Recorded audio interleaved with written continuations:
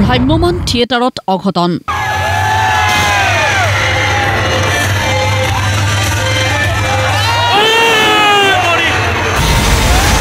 একে নিশাই দুটাকৈ ঘটনা চেঙাত ইতিহাস থিয়েটাৰত অথন্তৰ দৰ্শকৰ মাজত বাইকসহ বাগৰি পৰিল অভিনেতা যতীন বৰা দ্বিতীয় দৰ্শনীৰ নাটক চলি থকাৰ সময়তেই যতীন বৰাই গেলেৰীৰ পৰা দৰ্শকৰ মাজেৰে বাইক চলাই মঞ্চলৈ আহোঁতেই সংঘটিত হয় এই ঘটনা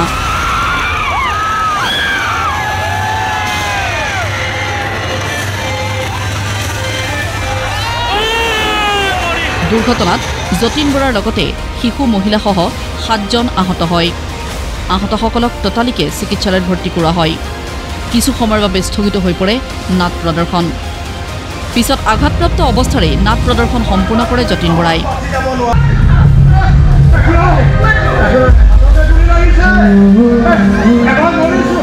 কাৰিকৰী বিজুতিৰ বাবে এই অঘটন সংঘটিত হোৱা বুলি মন্তব্য যতীন বৰাৰ আসলে এইবিলাক টেকনিক্যাল কথা হৈ যায় সেটিংছৰ ল'ৰা এজন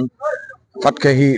আহিব নালাগত আগত আহি গ'ল আমাৰ ট্ৰেকটো গৈ আছে সেইটো অলপ বুজি খাই পৰিল তথাপি কিছু সময় অলপ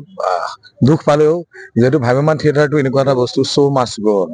ভ্ৰাম্যমান থিয়েটাৰ মই দেউতাক চিটাত উঠাই পেলাই সেইদিনাই মই থিয়েটাৰ কৰিছোঁ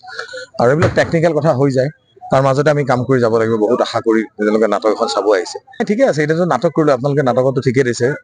আৰু ভাল লাগিছে সকলোৰে সঁহাৰি পাইছে ইমানখিনি হোৱাৰ পিছতো সকলোৰে আৰু ভৱিষ্যতে যাতে এনেকুৱা নহয় তাৰ কাৰণে আমি চেষ্টা কৰিম আৰু সকলোকে ধন্যবাদ জনাইছোঁ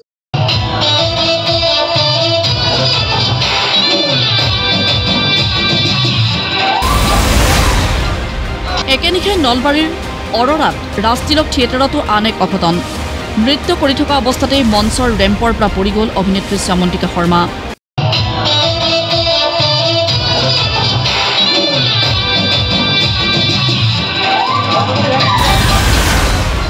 ৰেম্পত বৈদ্যুতিক বিজুতি সংঘটিত হোৱাৰ বাবে জঁপিয়াই দিয়ে অভিনেত্ৰীগৰাকীয়ে অৱশ্যে এই ঘটনাত কোনো ধৰণৰ আঘাত নোপোৱাকৈ ৰক্ষা পৰে অভিনেত্ৰীগৰাকী